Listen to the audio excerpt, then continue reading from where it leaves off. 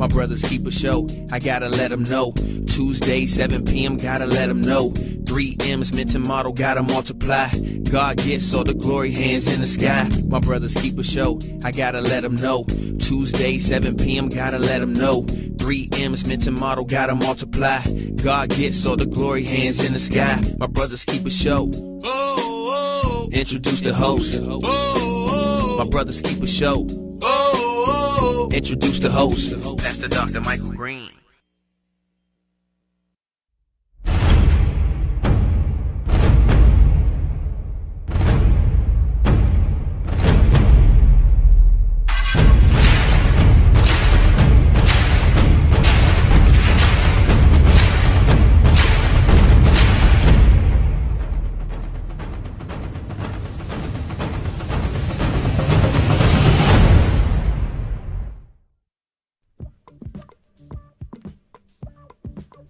It's the new, all-natural, family-friendly pharmacy, Family Choice Pharmacy, located at 8313 Annapolis Road, New Carrollton, Maryland. Family Choice offers alternative medicines as well as discount programs you can easily enjoy.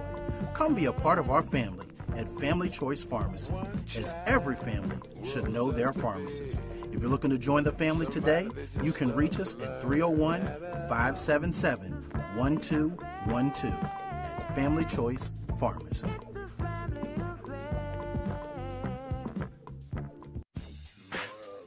If you like to roller skate, you will love Lanham Skate Center. We offer all kinds of specials, birthday parties, skate classes, and more. You can even reserve the rink for a special event. Skate rentals only $3, so roll on over to Lanham Skate Center today.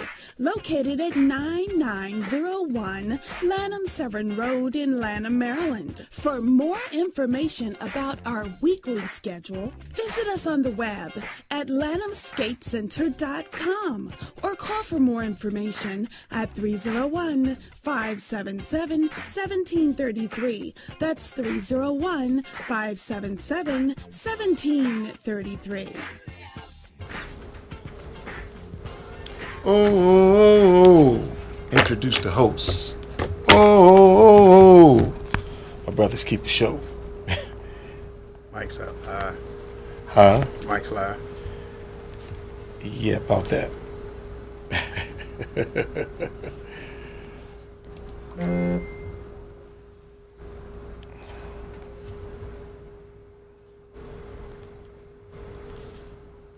Oh. Introduce the host. Okay. Hey. Good evening and welcome, ladies and gentlemen, to the greatest show on this side of greatness.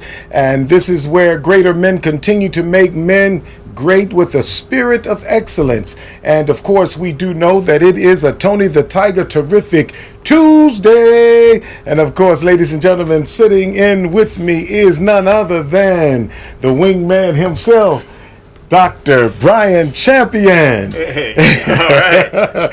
Amen. Good to be back, brother. Again and again and again. Yeah. Okay, also we'd like to welcome the Dallas-Fort Worth area as well as San Antonio, Texas, Raleigh, Durham, North Carolina, and we just like to lift up the North Carolina region as well as the South Carolina area because of the recent flooding, and our prayers here in the Washington, D.C. area is definitely with you. Continue to stay safe, and we pray your continued safety as you continue to rid the streets of debris as well. And just be safe. Also like to welcome New Jersey as well as Alabama. We like to welcome all the way on the other side of the world, Nigeria, Africa, as well as coming back to Europe.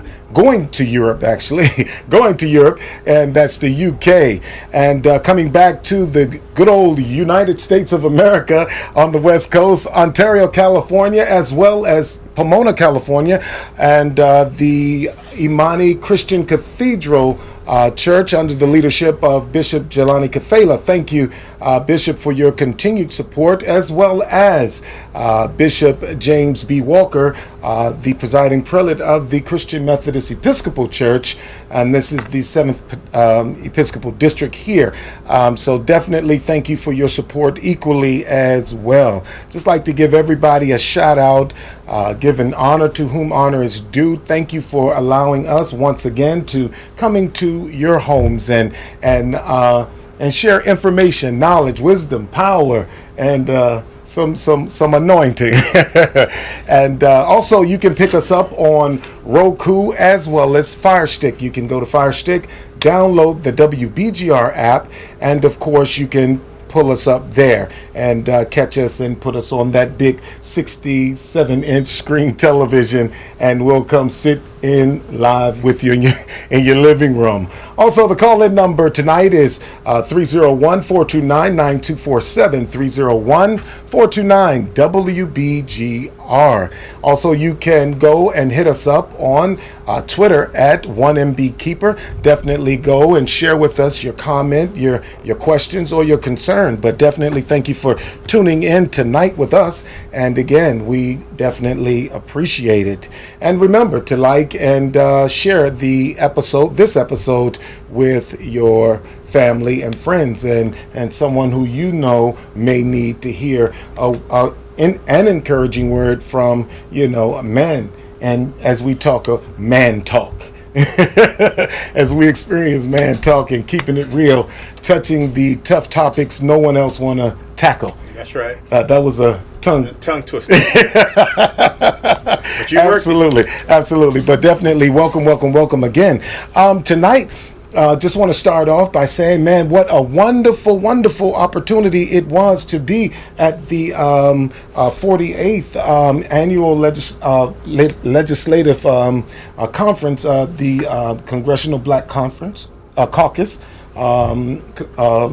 Congressional Black Caucus.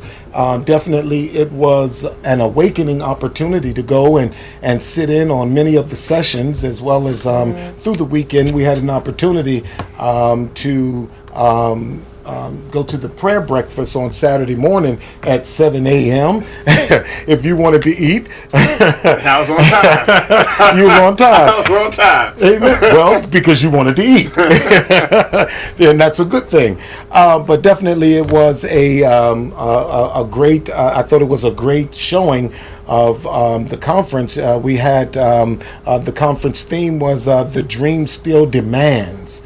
And I thought that was an awesome theme because, again, sometimes you kill the dreamer and the dream dies. But here, these brothers are saying, the caucus was saying the dream still lives in spite of the dreamer being assassinated. Yeah.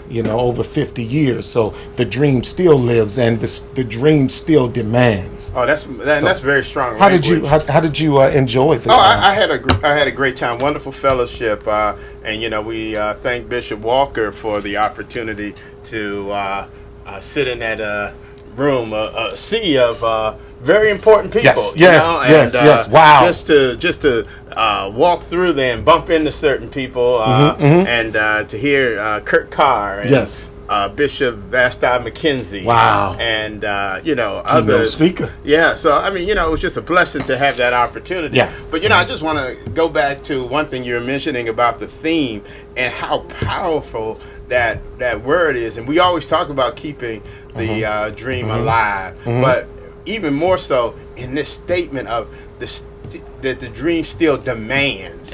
Because, I remember, in Martin Luther King's speech, and he talked about the country writing a check that bounced. And he talked about the fact that they reneged on a promise.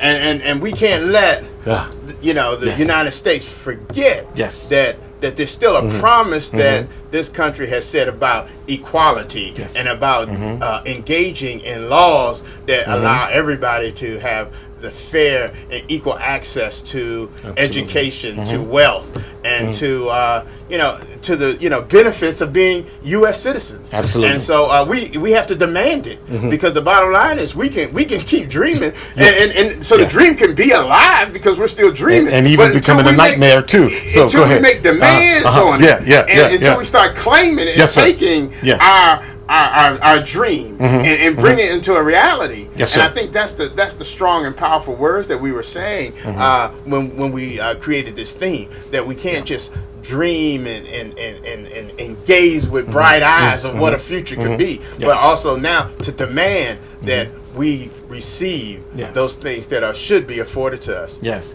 Well, one thing that Frederick Douglass has stated time and time again is absolute power never conceded itself unless demanded. And so I think a lot of times we, get it mixed up in a sense, to think that people think since we are believers or we're Christians that we're humble and we're going into church and we're not proactive and we don't go out and demand justice, because again, this is an hour, man, where it's needed and it's necessary. So awesome to hear words of encouragement by Senator Cory Booker and Senator Kamala Harris. Yes. They spoke very well. And, coming from a powerful place, man, to know that the voice of, they taking our voice and it is resounding within the Senate walls, and it's like they're standing up. And because, again, we don't have just a handful, of African Americans that are in the Senate. Right. So it's like, wow, and to have them come in and represent and even know the work that they do while they're in the Senate, and it's very powerful. It's very powerful. So I was definitely honored to be there.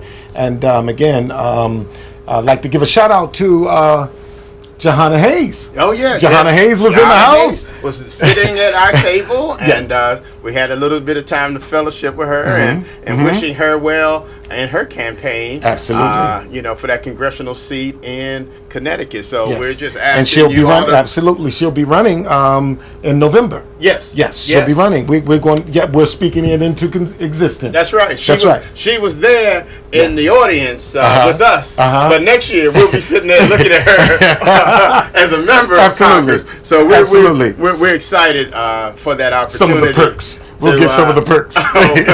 Bless you.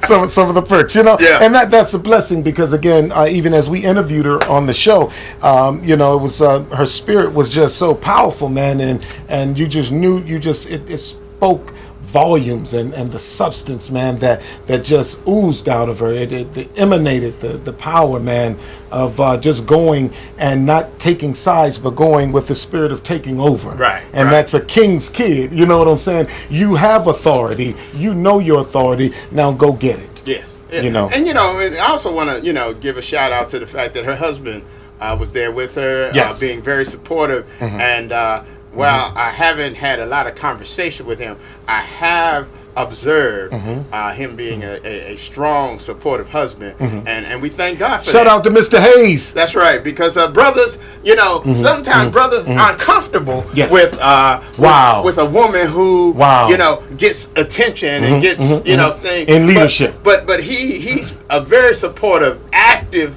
engaged partner along with her, and so we just want to also give him a shout out. Yeah, walking that journey. Definitely, Mr. Hayes, we like to give a shout out to you for being in that supporting cast and supporting the vision and believing the vision and staying committed to the vision. That's definitely a powerful move of on him, because you don't see a lot of brothers doing that. In the spotlight with their wives and holding her arms up, right? But we are doing it. Make no mistake, definitely. We are doing it. And I see that even with one of our very own Bishop Teresa Snorton, her husband, who holds her arms up and covers her in prayer as she goes and presides over the district. Oh yeah, where she is. Lawrence Jefferson Snorton. So we'll give him a shout out. Definitely. Hey, but the other day, and I'm not trying to be funny, but did you see Kurt Carter the other day? Doesn't Jefferson? I didn't know it about. I looked up there. I said, "I'm going to tread lightly over here." I didn't know Jefferson could sing. Yeah, you nudged me and say, "Hey, don't that look like Bishop Snorton's husband?" Yeah, and I just had to say, Yeah, to say, he sure does. Yeah. Well, and in reality, I mean, the fact of the matter is he really did. Yeah. And he does look like, they resemble. Yeah. They definitely resemble. And that's a compliment, to both guys. Yeah. And a shout out to my god brother Stephen Hurd was in the house. Whoop, whoop, whoop. And, man, they was rocking it, man. Yeah. They was giving it up, man, with that praise and worship, man. They sure were. I mean, some of the people were just sitting back with their hands folded and looking around like, who's going to be the first to get up and break loose? But it's like, man, when I lose my mind over some praise and worship, Doc. Oh, yeah. I just, he been too good to me. That's right. It doesn't take much for me, man, to just get it going. And then it was Kirk Hyatt, wasn't it? Did the Aretha Franklin? Yeah. Man, he took a personal point of privilege, and he almost did an Aretha Franklin moment, man. Yeah. And he was supposed to be there for like about 5 minutes, even. And I think he extended his about 10. But it was endless time because we were so much enjoying it that you just didn't even feel like it.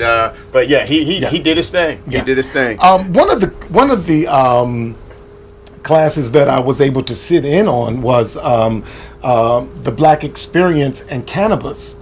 I mean, it was so amazing. Because oftentimes when you hear about cannabis, weed, pot, marijuana, you hear it coming from a negative perspective. And man, I'm a roll this blunt. You turn on the videos, you see, your rappers, you got it blunted up and getting it in. And but the Black Experience and Cannabis, it really was totally it contrasted the negative stereotype as far as with African Americans. I mean, it was so powerful because you had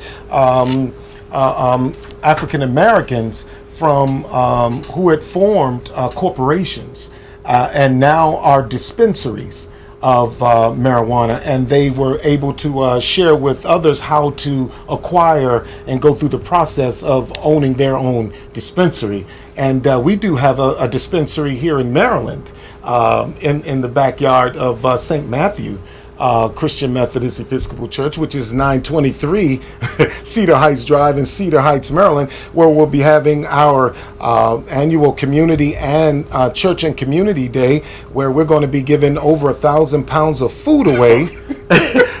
Not $1,000. We're going to be giving away over 1,000 pounds of food, where we're going to possibly feed over 50 families. So definitely come out and be a part. We're going to have DJ Sky out spinning the wheels, and we're going to even have Dr. Bryan Champion out there with his cape on. Everybody's going to be hitting it. So hey, and we're going to have school supplies giveaway. I know our children are already in school, but definitely we're going to be out there praying for our children, and we're just going to be out there in the community and being a blessing and being relevant again to our community. Because again, I think a lot of times we are not relevant with our communities in which a lot of churches are. But I didn't mean to go down that rabbit hole, but I'll give you more information. You can definitely go to the page and like the page and definitely come out and support and be a blessing. And also you can donate at www.stmatthewcme.com also. But getting back to the dispensary.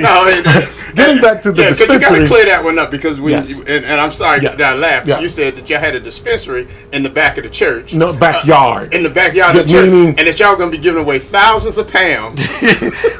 See, it took you to get that, right? I was so glad that you finished that off and said y'all be giving away thousands of pounds of food. Forgive me, ladies and gentlemen. But no, seriously though. So a good co-host always keeps you on track. Amen. So the I'm interested in that the workshop you went to. I'm sure it was standing room only. Well, actually, it was it was standing room. Yeah. Because everyone wanted to be informed. Because again, many times we always hear it it from a negative perspective. Sure. And so it's with the dispensary, as the young lady was speaking, as the dispensary is in Capitol Heights and our church is in Cedar Heights, and they are side next to each other, so side by side. So the dispensary is there, but she was also letting us know how hard it was for them to acquire the licensing. And you need a grow license, a grower's license to grow, a retail license, and a processing license. So once you get the dispensary, now you got to apply for the licenses. And so there's only really one dispensary, African American dispensary, and that's over on the West Coast that has a license to grow. And it was so amazing how she broke it all down. And she said a lot of times we are not in that arena because, for one, we're not exposed to it, and no one is walking us through those processes. But she was really transparent. And she was adamant about it's a family business as well. And she said, it's closed right now, so they're not letting any outsiders come in because she says it's important. Right. You know, the dispensary, and it's a legacy that she's leaving, that they're leaving to family. And but she said that she'll show others how to acquire dispensaries. And they were also talking about the laws that mitigate the dispensaries as well. So it was definitely knowledgeable. I mean, just the information. I mean, it was really powerful. And even to know that the medicinal marijuana, and she was sharing about a lot of times how when you get the medicinal marijuana, and and it really comforts.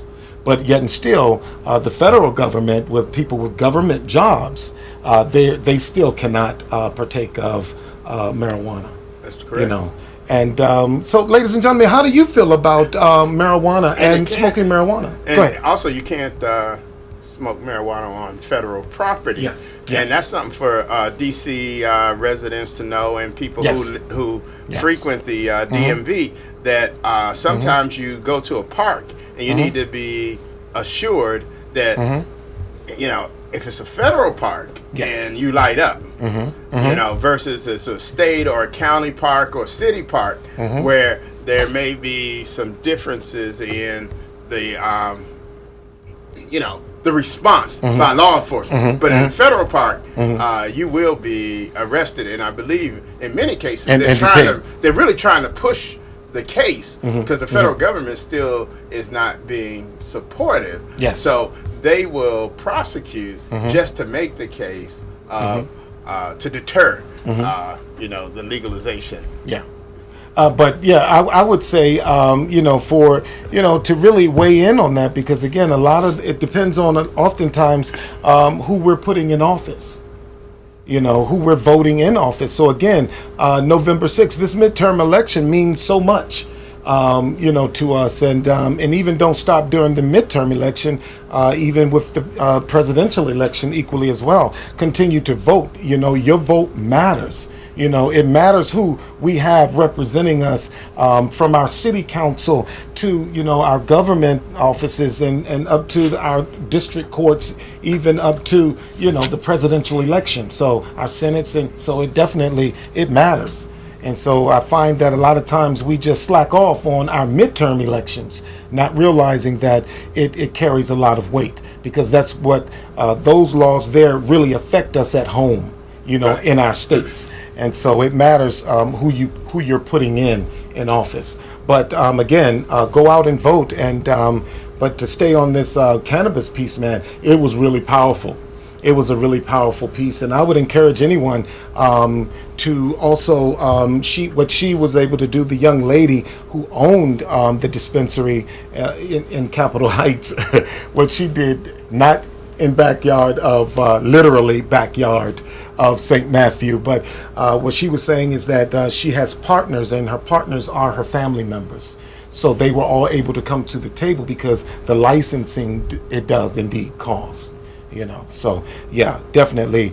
The 48th Congressional Black Caucus. It was informational, and the people that was there, it was very powerful. And also, God thankful to be able to, my brother's keeper, be able to go and represent and speak and share with a lot of people as well. Yeah, and the dream still demands. The dream still demands. Okay, the next topic I want to talk about, brother, that's been really in the news and it has really gotten a bee in my bonnet is the shooting that happened in Dallas, Texas. The shooting with the Dallas police officer Amber Geiger, who went into, who assumed the wrong apartment and basically killed the gentleman Botham Jean, and 26-year-old young gentleman. He was an accountant, professional, and he was praise and worship in church. And so she basically assumed that it was her apartment and killed him, shot him. And now she is she's on bail now, right. But she's being charged with manslaughter. Right. She's being charged with manslaughter. Correction, charged with manslaughter.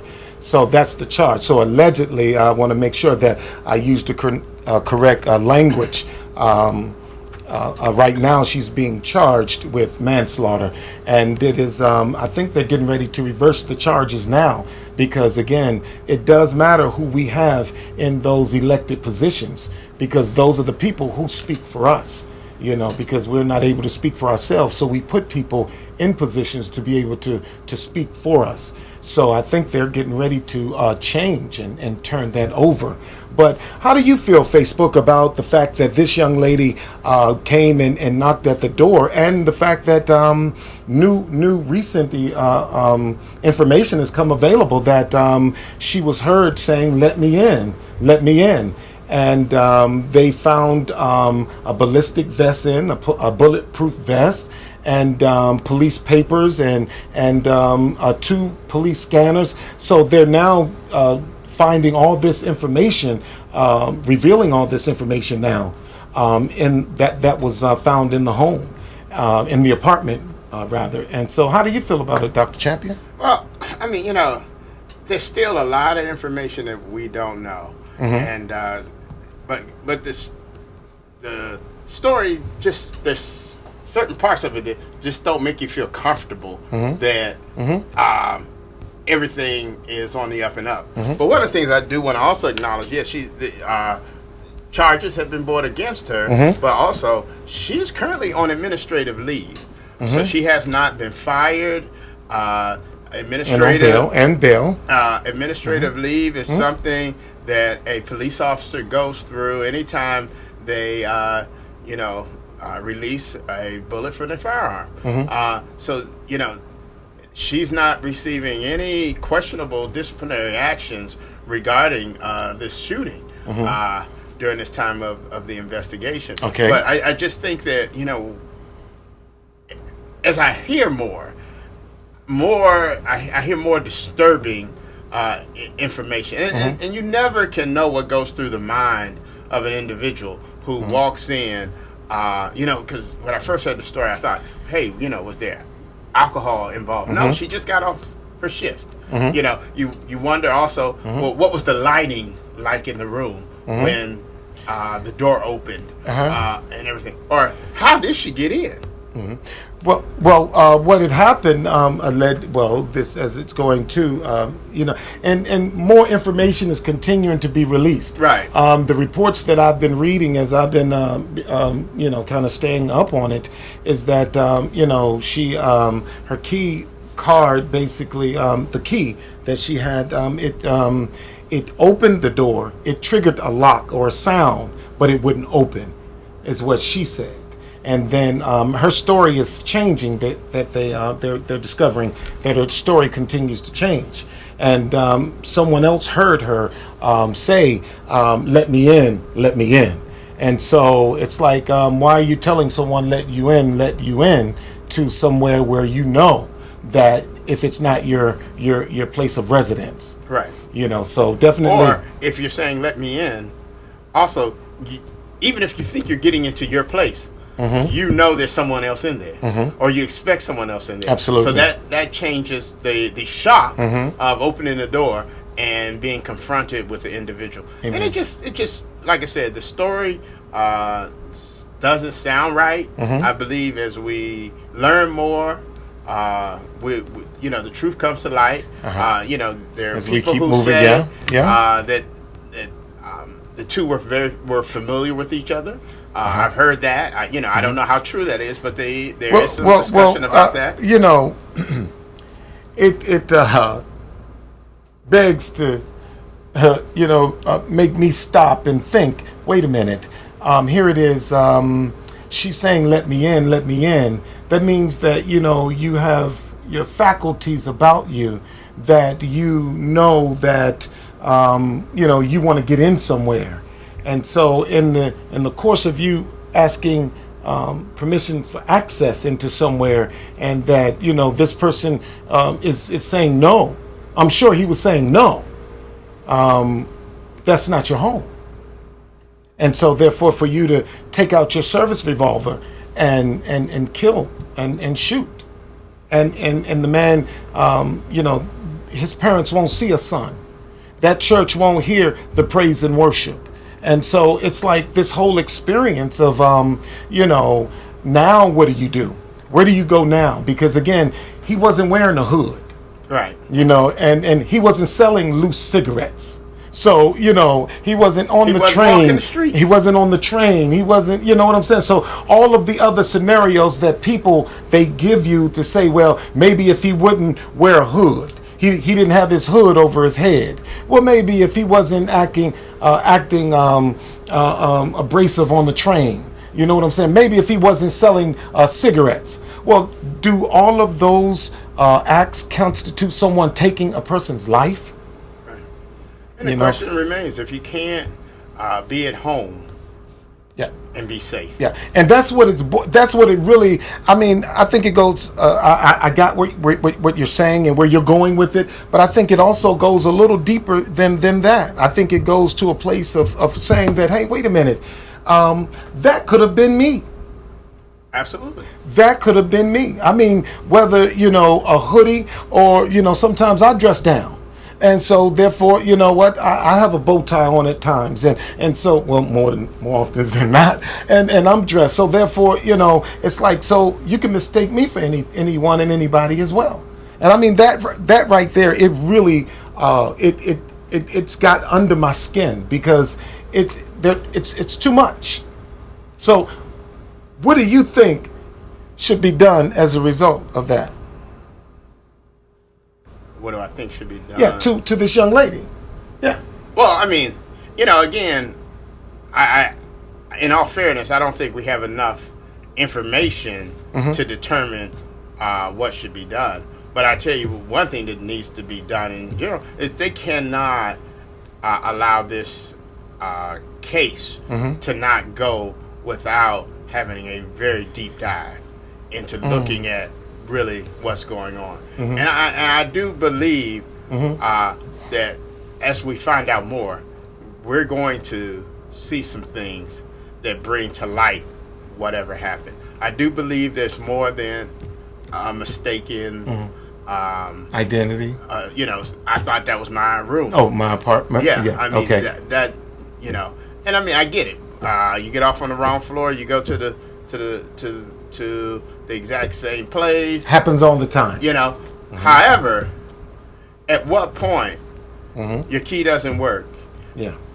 You knock on the door. At what point do you get your composure enough to recognize that?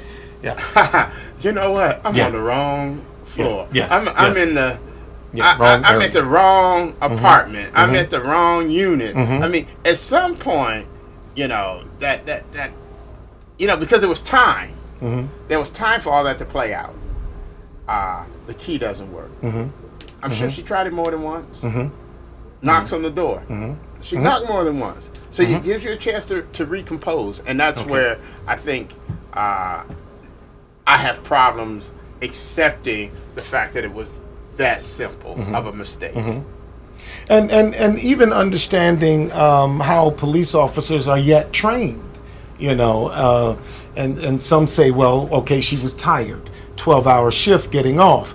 Okay, well, many people work 12 hours and different long hour shifts and still never have those type of problems and complications as far as going to somewhere and pulling your revolver and shooting someone and killing someone. Well, if that's the case, then I think it's deeper than that. She's not equipped for law enforcement. Yes. Because she's going to work some 12-hour shifts. Yes. Mm-hmm. And she's going to be confronted with some very hostile situations at times. Yes. And if she cannot recognize her place and time, if she cannot recognize what is a safe or what is a mistake, if she does not have the ability to assess a situation and recognize the potential of her actions, then she doesn't need to be in law enforcement. Okay. Yeah. Well, that's one thing that I still say. And then they turned around and got a search warrant for his apartment, but not her apartment. And I think, and then they said, well, they found marijuana. I don't think it was medicinal, as we were talking about earlier, but yet and still, they found marijuana in his apartment. So it's like they're trying to, make him look bad in the media and portray him as the suspect when actually he's the one that's lost his life. But yet and still, they're smearing his name. It seems as though they've started this smear campaign. It should never have been about what he had in his apartment, because she violated his dwelling space. And again, I just can't get off of the fact that if it could be me, it could be you, it could be our family. This thing has spread it to a whole nother level, that how are we really to protect and to defend ourselves? Because I believe that every man has a right to defend himself and his family and his home. Right. These are things that goes unspoken within a man, because we are we are territorial, but I think we have a right to protect our person, our home, and our families. Yeah, because that situation could have gone a whole totally different way. And she could have gone into somebody else's house. Yes. And she might have been the one. How about that? To be shot down. And you just kind of wonder how that would have played out. Yeah. That if an African American man shot an intruder coming into his home. An off-duty police officer. Angry black man. Right. Yeah. Coming into my home. You just wonder how that would have played out. Wow. I think it would have played out almost. They will really start to begin to really smear his name as well. I really can't say, but I don't want to say I wouldn't like to see anything like that happen, but I didn't want to see anything like this happen. But the reality is, this is what we're facing. Oh yeah. This is what we're facing, and so it's like, what do we do from here? Where do we go from here to defend ourselves, or to make sure that even in this case, justice is served? Was manslaughter the charge she should have been charged with, or should she have been charged with first-degree murder and not manslaughter? Right. So those are things that I want to just throw out, because again, those are important things that I think that we as the public, as even a people, an African American people, is that just the type of treatment that we receive at the hands of the law enforcement community. And just reading in the news, it was a brother who was shot. He was on the force, and these are men who worked with him in the police department, and he turned around and he was killed. And it's like, so where does it really end? Officer William I think it's Torbett, was shot approximately 22 times and killed by his very own officers who worked in the same district. But they say they did not know him. So it's like these things, I mean, all these atrocities are happening to African American people at the hand of white people. And where do we, as men, my brother's keeper, how do I hold my brother up at times like this? You know, speaking truth to power. This is a platform where, you know, we can talk about it. I think that better placed than anything. I mean, we have a spiritual foundation, but I believe that this is the platform that we need to be relevant to our community to, you know, sound the alarm. And, you know, I'm like, you know, again, getting out and vote is one of the things. And, you know, and changing legislation. Right. And changing legislation. And it does matter who is speaking for you, whether or not they will spearhead the change of the legislation. So again, we got to be ready. I think this is where it comes important. And we talked about that word earlier, demand. Mm-hmm. We do have to stand up and demand that things change. Mm-hmm. And that we do have the power to impose change through the vote, through our through social media, through our voice, through our actions. You know, and it's funny because we'll boycott you know, the chicken place because they didn't have any more mumbo sauce, but we won't boycott you know, certain other institutions and just say, hey, until you know, you know, we see some fairness. You know, you know, we're not going to advertise with you news media if you keep delivering. Now we're going to tell you about the fake news. You know, so as long as you continue to report fake news, we're not advertising with you. We're not going to sponsor you. And those are certain things, because as much as we think we struggle, you know, we have a lot of economic power. Sometimes our economic power is displaced. But when we pull ourselves together and show that economic power, we can enforce change. And we have a voice again through our vote and through our mouths and through social media to make a stand and demand a change. Well, you know, the dollar bill of the African American in our community of what we spend is like phenomenal. I mean, it's like, wow. You know, over $1 billion, $1 trillion, you know, and if it's intentional and it's directed, man, you know, we can change the face of America, you know, for a people. But it takes all of us to play our part. That's right. I look at one industry right off the back, and that's the industry of the hair. You know, the hair industry. And I see how our black women patronize that industry, and they're treated any kind of way when they go in. And I think that's so much of a hard thing for our women to be treated that way, to go into an establishment and watched and treated that way. And yet and still, if we turn around and we came up with our own hair to sell to each other, if that's what we chose to do, and then turn around and distribute and try to bring them on to distribute to them, they will not buy from us. Right. They will not buy from us. This fact, I know. So it's until we start taking control. And again, absolute power never concedes itself until demanded. And until we start demanding it, then people will begin to say, oh, whoa, wait a minute. Yeah, we need to do something different about that. And then, therefore, when we start talking about even economic empowerment, we talk about the tiers of economic empowerment, of knowing your resources, pooling your resources together, identifying your resources and what resources you have to go with the movement you're trying to move, the direction you're trying to move in. Because it is a movement, not just a moment. Because again, we're trying to leave a legacy for our children's children.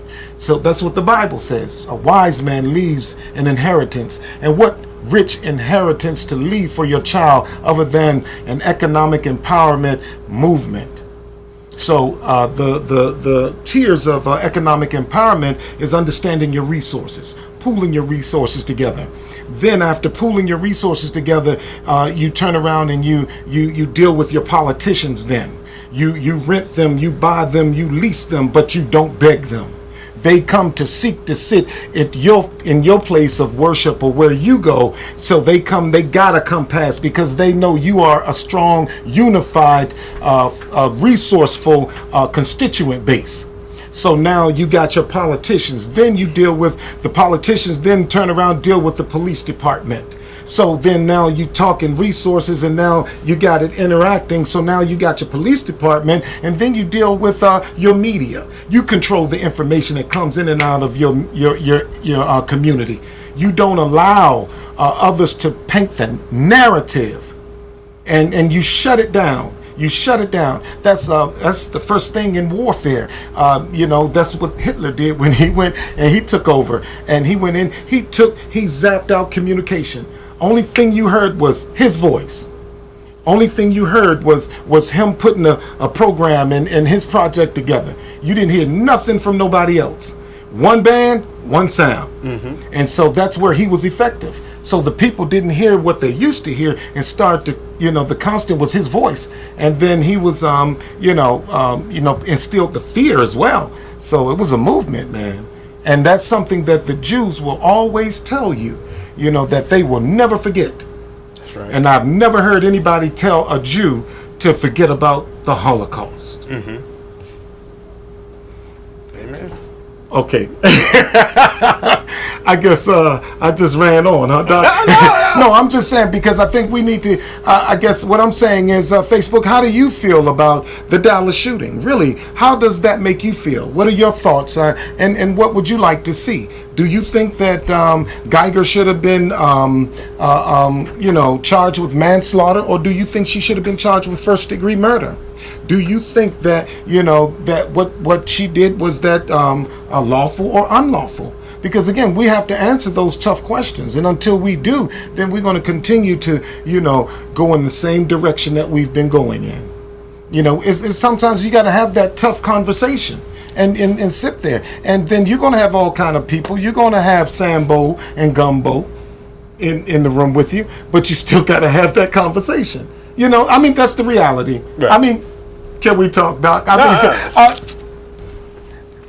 My brother's blood is crying in the street. Abel's blood is still crying in the street. Thousands and thousands and thousands of years. It's still crying in the street. And until we do right by, our brother, just white on black crime is just as worse as black on black crime. Young brother Pinckney, Taquan Pinckney, was killed in Southeast Washington last Sunday. Sunday before last, he was shot not even a block away from St. John. So it's like right now, how do we handle those things? Right. And I'm talking about going in and taking back our communities as well.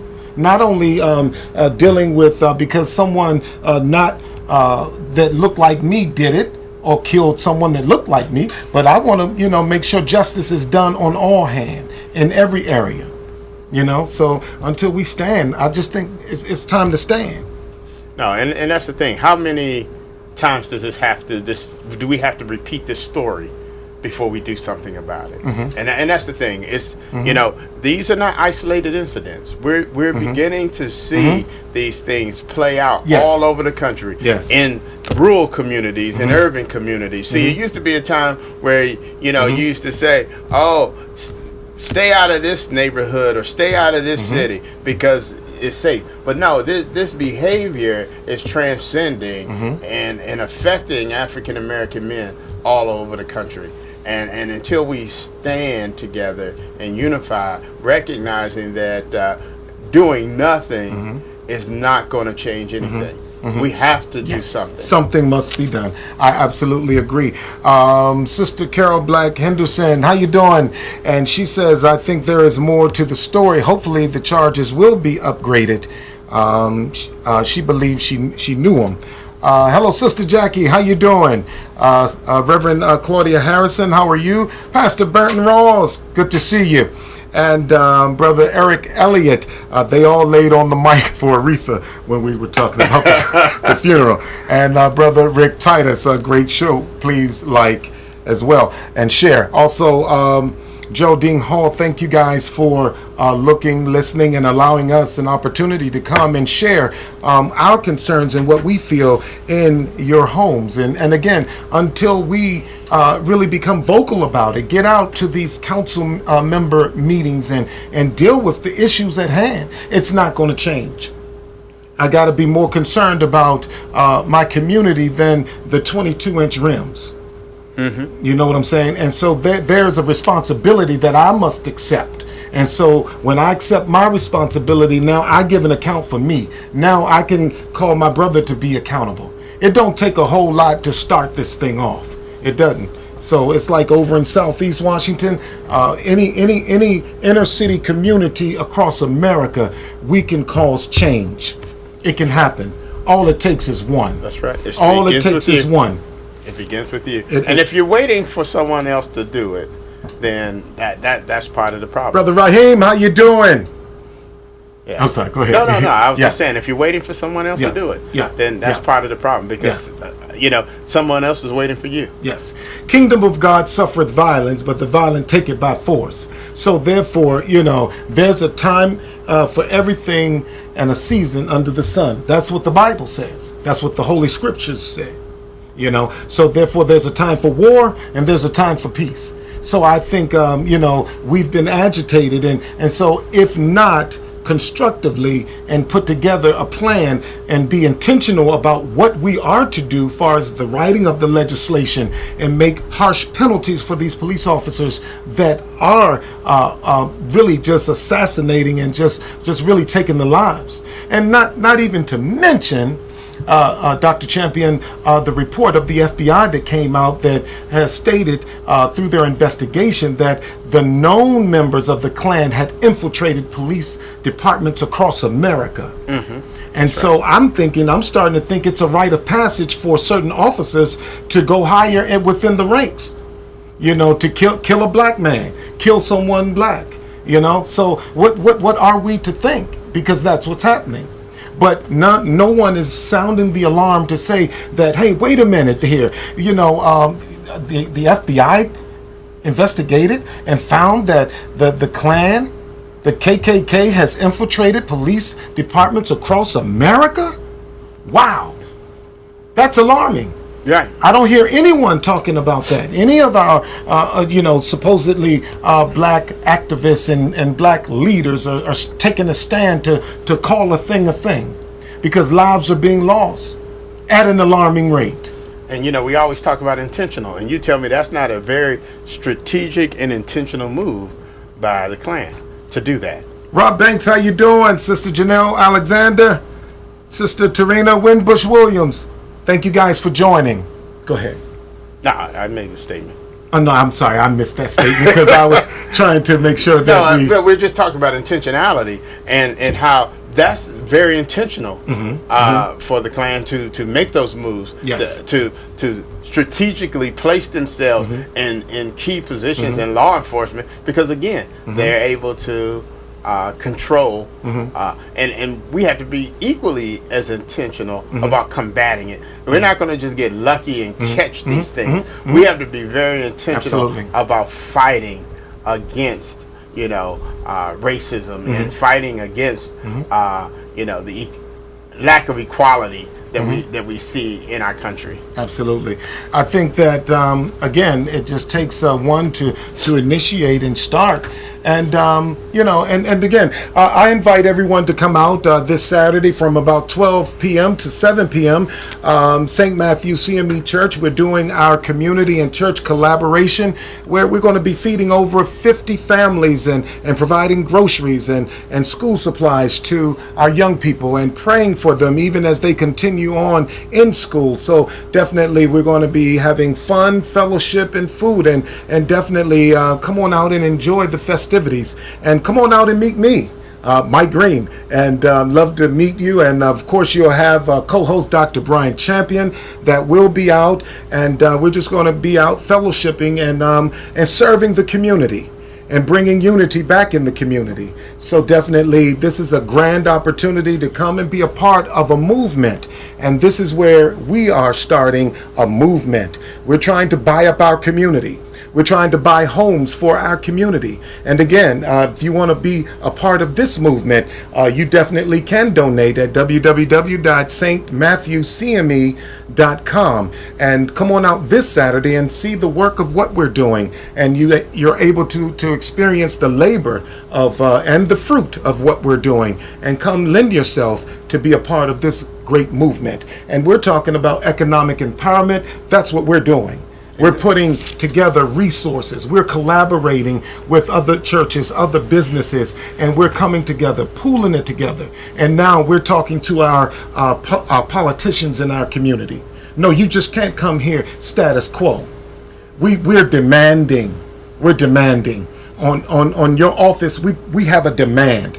You can't just stop, drop, and roll and leave and go back and get paid and continue to bojangle. No, you have a responsibility. That's right. Accountability. So definitely come on out and be a part of the movement this weekend. And of course, the Sunday is Family and Friends Day. You can stay over, not stay over, but you could come back. You could come back and come fellowship and worship with us. And I'm thinking that we may even do service outside. We may even do service outside on Sunday. So definitely, it's an opportunity to come worship and fellowship. Man, you'll be preaching? Yeah, absolutely. I'll be preaching the word. I'll be bringing the word. Absolutely. So, I'll be talking about a village. I'll be talking about, how God will allow, when the village is missing its substance, its value, how God will allow, through his power, he will allow the child to be born in the village. To bring that what is necessary or what is missing in the village. Come on, somebody. So that's right. That's why it takes a village. Go ahead, Dr. No, Shepherd. I was just going to say, so y'all come on out Sunday at 11 a.m. 923 Cedar Heights Drive? Yes. Is that the right address? Cedar Heights, Maryland. Right. And so what it is, if you go down, what's that? Sheriff Road. Sheriff Road. You make a right at the Funky Donkey. The Funky Donkey. You make a right at the Funky Donkey. That is Cedar Heights Drive. Cedar Heights Drive. St. Matthew's right there on your left. You come and hear Pastor Michael Green. You know him as this talk show host, but you gotta check him out as a preacher of the word. Yes. And so I encourage you all to come out and share. Absolutely. So like and share and post and tell everybody to come. We want to see St. Matthew's. Tricked out on Sunday morning. Standing room only. Say tricked out. We like to see standing room only at St. Matthew. We're not tricked out. Not tricked out. That's all right. There you definitely go. Say she's watching. Producers watching. That's right. So definitely we invite you to come out and fellowship and worship. And we're talking about being men and women of purpose. And so therefore, when we understand our purpose, we're able to be effective in the vision that God has given for the body of Christ. Amen. And again, we don't go taking sides. We're taking over. We're taking over. And we're establishing a movement. So come on out and be a part of the movement. Amen. I'm excited, man. Good God Almighty. So even with all of what we shared, I think not only do we need to be or remain prayerful, but I think that we need to be strategic to plan our work and work our plan. And I think presiding elder Kevin Agee, what he does, he specializes in grassroots, nonprofit and movement within the communities. And so, and I have training in community training in community working, network nonprofit as well. So definitely come on out and be a part of the movement. And we've gained the resources, and we're speaking to our politicians now. Now the politicians, we're going to network with the police departments. That's how you take your cities back. That's how you take a state back. That's how you move across the country. It's not a hard work. And even former President Barack Obama, that's what he's continuing to do. And I'm God thankful for that. Ladies and gentlemen, my time is up. I definitely thank you for yours. And thank you for allowing us to come again into your home. Anything you want to say to wrap it up, Dr. Champion? Oh, well, just glad to be here again, and always good to be with my brother. So. Hey, we're still, ladies and gentlemen, working on this contract. I need next week off. And he needs next week off. How is he going to need next week? And ladies and gentlemen, how is he going to need next week off? And he hasn't even signed his contract. Right. You got to think about need that. To take 2 weeks then. Hey, ladies and gentlemen, our time is up. We definitely thank you for yours. Remember, when good men stand together, they become greater. Remember, I am my brother's keeper, and see you on the other side of greatness. We miss you, Beverly. Sister Beverly, we miss you. This is our winning season. Let's go out and conquer. This is our winning season. Show. I gotta let them know. Tuesday, 7 p.m., gotta let them know. 3 M's, mental model, gotta multiply. God gets all the glory, hands in the sky. My brothers keep a show. I gotta let them know. Tuesday, 7 p.m., gotta let them know. 3 M's, mental model, gotta multiply. God gets all the glory, hands in the sky. My brothers keep a show. Introduce the host. My brothers keep a show. Introduce the host, Pastor Dr. Michael Green.